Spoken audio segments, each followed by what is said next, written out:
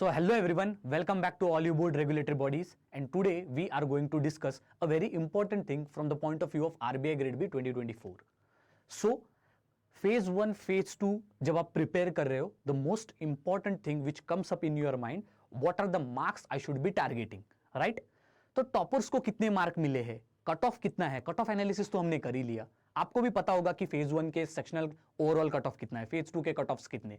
But what are the toppers marks, जो भी हमारे ऑल इंडिया रैंक 1 है या फिर जो भी हमारे टोटल टॉपर्स है, तो उनके कंटेक्स्ट में अगर आप उनके मार्क्स देखते हो और एवरेज मार्क्स भी कंसीडर करते हो of all the selected candidates, then what is the scenario of the people who have been to the other side, that means who have been selected. एक बार आज उसका एक डीप एनालिसिस करते हैं to understand that toppers do not come from sky, they are just people like you and me. Okay, so let discuss today. So directly start करेंगे with our discussion. We will discuss topper scores also as well as their scorecard. Now from where we have got this data, of course RTI. इसके अलावा आपको ये कहाँ पे data नहीं मिलेगा.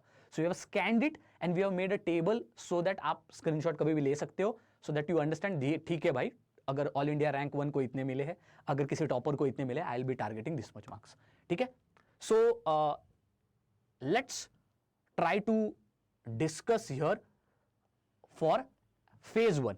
तो फेज 1 की जब हम बात करते हैं एक्चुअली, तो फेज 1 में अगर आप देखते हो तो आपको पता लगेगा that overall here we will be only discussing about what are the cut offs you already know about. हर एक सेक्शन, जीए के लिए कितना कट ऑफ है, इंग्लिश के लिए कितना कट ऑफ है, क्वांटिटेटिव एप्टीट्यूड के लिए कितना कट ऑफ है, रीजनिंग के लिए कितना कट ऑफ है, और टोटल आपका ओवरऑल फेज 1 के लिए कट ऑफ कितना है 2023 के लिए था, right. So now let us look at a score card of a topper. She has come on our topper session also, interview also. तो आपने उनका इंटरव्यू सेशन डेफिनेटली देखा है, तो ये उनके ही मार्क्स है. If you look at it, general awareness ने उनको मिला है 26.5, जो कि कट ऑफ था 12. इंग्लिश लैंग्वेज में 15.75 कट ऑफ था, इंग्लिश का 4.5, क्वांटिटेटिव एप्टीट्यूड में 4.5. Please observe this, she has बेयरली cleared it. ठीक है, बेयरली क्लियर किया है, सो 4.5 ही है. रीजनिंग की अगर बात करूं तो 9.25, रीजनिंग का कट ऑफ 9 है, तो यहां पर भी थोड़ा सा स्ट्रगल किया है. Overall cut of 56 out of 54.25. So here you can see she is a topper. She is, अगर आप उनका रैंक भी देखते हो, she is in top 20. Okay, but the point is if you look at her marks, आपको अभी देख के पता लगा होगा ये तो कट ऑफ के आसपास ही है. So the if you see for phase 1 also, it is not essential कि आप हर एक सब्जेक्ट में आपको बहुत ही बढ़िया मार्क्स मिले, और वो हो भी नहीं सकता, because it is a exam और it is a stage in RBI grade B. Phase 1 अगर बात करें तो it is a stage against the time and also a stage of elimination. तो अगर हम बात करें इसकी सारे सब्जेक्ट जो भी इनको मार्क्स मिले हैं, you could hear understand that may be this quant and reasoning in this particular paper of 2023 was her weakness, but still she managed to clear it. तो आपका भी टारगेट फेज 1 में यही होना चाहिए कि आप कट ऑफ कैसे भी क्लियर करो. इट डजेंट मैटर आप 0.1 मार्क्स से भी करते हो कि नहीं, आप बस कट ऑफ क्लियर करो. वैसे भी इस मार्क्स को कंसिडर नहीं किया जाएगा आपके सिलेक्शन में. So I hope you understand phase 1 में क्या है. हर एक सेक्शन इंपॉर्टेंट है कट ऑफ के पॉइंट ऑफ व्यू से, इसको क्लियर करो. And in some of your strength subject, for example यहां पर इनके स्ट्रेंथ सब्जेक्ट देखो, GA and English was her strength.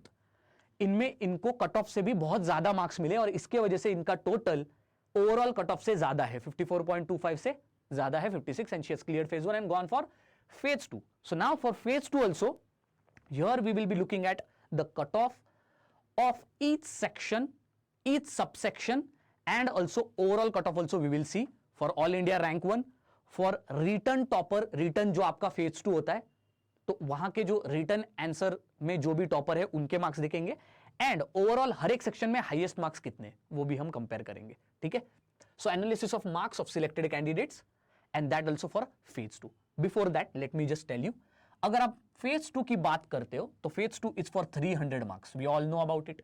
ठीक है, in this 300 marks, 100 marks is for MCQ और objective, and 200 marks is for your descriptive और answer writing. ठीक है, और आपका फेज 3 अगर आप कहोगे तो वो है interview which is for 75 marks, right. So total to be an RBI grade B officer, how much marks is the total tally out of which you would be scoring 375. सो इन 375 के आउट ऑफ आपको marks मिलेंगे। अगर आप cut off clear करते हो तो आप बनोगे RBI grade B officer. Now the thing which I want to tell you is, ये जो 200 मार्क्स है, ये 200 marks in the phase 2 are totally descriptive answer writing. So out of the total marks 375, 200 होते हैं जस्ट आंसर राइटिंग के लिए, 200 होते हैं जस्ट आंसर राइटिंग के लिए, that is descriptive answer writing. So अगर आप रेशियो निकालते हो 200 out of 375, you will get 57.4%. So here you can understand, in your overall selection as an RBI grade B officer, in phase 2 marks as well as interview, answer writing has a really very important aspect to clear RBI grade B exam. आपका answer writing में आपको score करना ही होगा। 57.4% बहुत ज्यादा हो जाता है आउट ऑफ टोटल 375 मार्क्स। ठीक है, नेक्स्ट अब देखते हैं ESI MCQ and ESI descriptive, which is your paper 1, English is your paper 2, finance and management MCQs and finance and management descriptive is your paper 3, written marks this is total, this is your interview that is phase 3 and this is your total. तो एक बार अब first will be looking at all India rank 1 of 2023 RBI grade B, इनके marks देख लेते हैं। इनको यहां पर ESI MCQs में मिले हैं 35.75 मार्क्स। ठीक है, and if you see 35.75 marks, highest marks भी 35.75 मार्क्स है। तो इसका मतलब the all India rank 1 is only having the highest marks in ESI objective और MCQ पार्ट। ESI डिस्क्रिप्टिव की अगर हम बात करें, उनको मिले 34, but there is a student who has got 40 marks, the highest in ESI descriptive. तो look at here, all India mark को 6 मार्क्स कम मिले हैं एज अ टॉपर। तो जरूरी नहीं है आपको हर सेक्शन में ज्यादा मार्क्स मिले। इंग्लिश में इनको मिले 56.50, whereas a topper is there who is having 65.5 marks. Finance MCQ या फिर ऑब्जेक्टिव में इनको मिले 42.5, whereas highest mark is 47.5, which is really good score। Finance descriptive में 33, whereas फाइनेंस के हाईएस्ट मार्क डिस्क्रिप्टिव में 42 है। So here total marks of your all India rank 1 is 201.75, interview में इनको मिले 261, कैलकुलेट करोगे 262.75, which makes him the rank 1। ठीक है, सो ये 262.75 आउट ऑफ 375 है। I hope you get the idea. Now comes written toppers marks. तो मैंने आपको पहले ही कहा था कि out of 375 total marks of selection 200 होते हैं आपके जस्ट रिटन आंसर राइटिंग के। Am I right? So that is why written जो आपके टॉपर है उनके मार्क्स भी अगर आप देखते हो, ESI MCQ में इनको मिले हैं 30, ESI डिस्क्रिप्टिव में इनको मिले हैं 34, इंग्लिश में अगर आप देखते हो इनको मिले हैं 59, फाइनेंस MCQ में 47.5, which is a really good score and he is only the person who is having highest marks. अगर आप देखते हो इनको फाइनेंस डिस्क्रिप्टिव में 37 मार्क्स मिले हैं, whereas 42 there is a person who has got the highest marks. इनकी tally अगर आप देखते हो it is 207.5, but here you would see written topper जो है उनको इंटरव्यू में 51 मार्क्स मिले हैं। So therefore here you could see 258.50 इनकी टैली हो जाती है। So overall just try to understand and look at the overall scenario. All India rank 1 also is struggling in some of the sections. जरूरी नहीं है कि उनको हर एक सेक्शन में टॉप मार्क्स मिले। फॉर एग्जांपल ESI डिस्क्रिप्टिव में देखो 34 ही मिले, फाइनेंस डिस्क्रिप्टिव में देखो फाइनेंस एंड मैनेजमेंट 33 ही मिले हैं। सिमिलरली जो रिटर्न टॉपर है उनको भी अगर आप उनकी सिचुएशन देखते हो तो फाइनेंस डिस्क्रिप्टिव में देखो, ESI MCQ में देखो, ESI डिस्क्रिप्टिव में देखो, he has got less mark. Also look at the interview. There is a student who has got in interview 72 marks out of 75, but look at the toppers, they have got 61, 51, which are average marks. So here is the main takeaway. In RBI grade B, in phase 1 as well as in phase 2, we have sections and each section is having a sectional cutoff as well as overall cutoff. So that's why always remember, it is not necessary that in all the sections you should be really very having good marks in every section, or maybe all the sections being your strength. It is not necessary.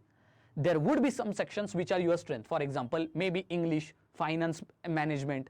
This is your strength, whereas ESI is your weakness. Whatever the case may be, you have to understand that everybody has a strength and weakness, and you have to play according to your strengths and of course work on your weaknesses. जरूरी नहीं है कि हर एक section में आपको बढ़िया marks मिले। कुछ सेक्शंस में आप देख सकते हो ऑल इंडिया रैंक 1 को भी मार्क्स कम मिले। Now, if you look at overall list of the students for phase 2 marks, आपको ओवरऑल फेज 2 के अगर आप ESI objective plus descriptive, finance and management objective plus descriptive, English descriptive, total phase 2 marks and interview अगर आप देखते हो, this are the average marks of selected student, in the sense जो भी स्टूडेंट्स, जितने भी स्टूडेंट्स यहां पर सिलेक्ट हुए हैं this time in RBI grade B, 222 vacancies थे, राइट?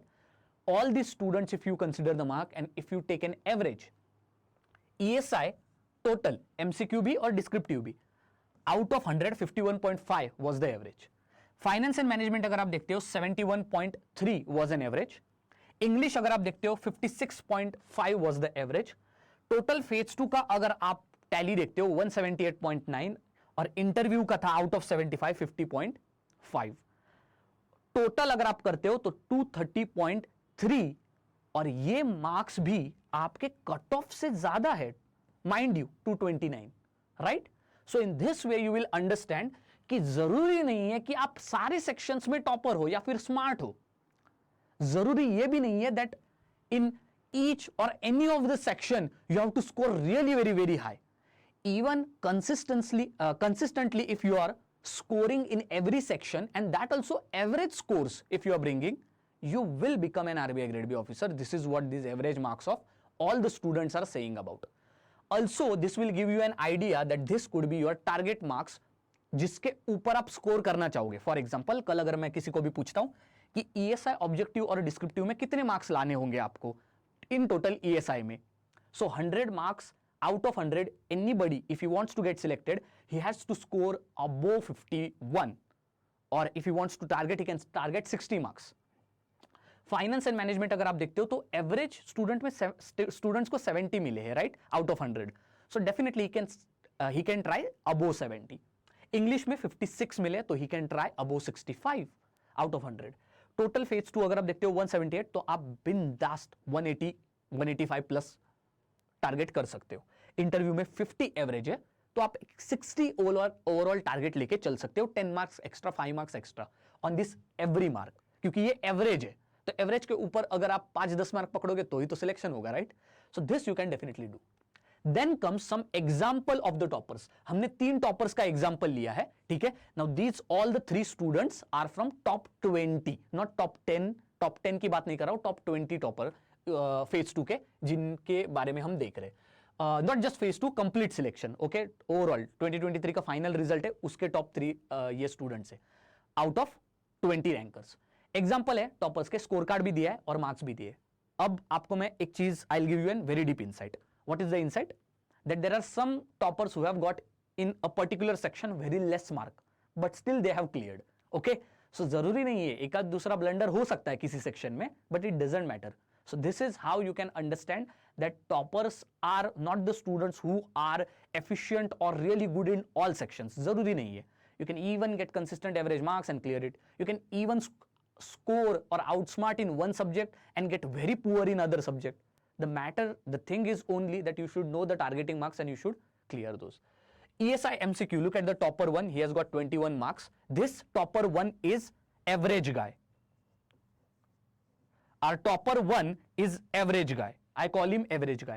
ESI MCQ में out of 50 he has got 21 average. Descriptive out of 50 27 average. English कितना था average हमारा 56 average. Finance and management MCQs 34 out of 50 average. Finance descriptive 36 average. Written marks 174 average. Interview मैंने कहा था ना आपको 60-65 टारगेट कर लो एवरेज, और स्कोर देखो 233. He has cleared the cut off, selected. First was average guy. Our second guy is personality guy. Our second guy is personality guy. Now why I am saying personality guy, let's try to understand. ESI MCQ में मिले 26, ESI descriptive में 25, English में 58, finance MCQs में 42.5. Finance descriptive में कुछ तो blunder हो गया, देखो पुअर परफॉर्म्ड, 19 ही मिले बस marks, but did it affect his selection? No. 171.25 इनको रिटर्न में मिले, लेकिन ये देखो इंटरव्यू में चमक गए. Out of 75 he got 72. That's why he is the personality guy. 243.25 he cleared it. So देखो यहां पर उनसे ब्लंडर हो गया, बट डजंट मैटर, ठीक है। एक आध दूसरे सब्जेक्ट में आपको कम मार्क्स भी मिल सकते हैं। This is what how much relatable it is. Topper 3 अगर बात करते हो, so this is a person again, here you could C he is a bookworm. Okay, तो ये हमारे थर्ड जो टॉपर है, he is a bookworm. So you could see he has got really good marks in your ESI MCQ, good marks in descriptive, मतलब average के अबो मिले हैं। English में भी अबो एवरेज मार्क्स मिले, MCQ फाइनेंस एंड मैनेजमेंट में भी बढ़िया मार्क्स, आपके फाइनेंस एंड मैनेजमेंट के डिस्क्रिप्टिव में बढ़िया मार्क्स। रिटर्न देखो 200 है, लोगों का तो 174 171 है, इनका तो 200 यही हो गया। But he could not impress the interview panel. So जरूरी नहीं है कि आपको इंटरव्यू में एवरेज मार्क्स मिले 50, कुछ स्टूडेंट्स को बहुत बिलो 20 भी मिलते हैं, ऐसे बहुत सारे केसेस है। So look at here, he got 31 but still he is selected. So I am not saying that he is completely bookworm, या फिर maybe he was not able to impress in the interview hall, but as you all know it also depends on certain luck. तो may be वो जो चंद घंटे थे वो इनके साथ नहीं थे, but still did it affect his selection? No, he got selected. So in this way you can understand now 3 cases, 3 different people, and how relatable these people are to you also. Maybe you can also try to look at these marks and try to see that how much similarities in the strengths and weaknesses you are having in these all sections. So through this you have got enough information, I hope, about the overall cutoff also, overall scorecards also, as well as the toppers marks also. Again, I will also tell to all the students who are preparing for RBI grade B. So one thing when we are looking at, if you are preparing and if you really need guidance, if you go into our portal, you will see all the courses which are actually customized for your preparation. Customized क्यों कह रहा हूं मैं customized preparation? Simple, elite courses अगर आप RBI NABARD से भी सबके लिए प्रिपेयर कर रहे हो, अगर आपको गाइडेंस चाहिए तो मेंटरशिप प्रोग्राम, अगर आपको फेज 1 फेज 2 के लिए जस्ट प्रिपेयर करना है, गाइडेंस की कोई जरूरत नहीं है, बस लाइव क्लासेस चाहिए, this is your go to. If you want to just prepare for phase 1, summit batch only for phase 1।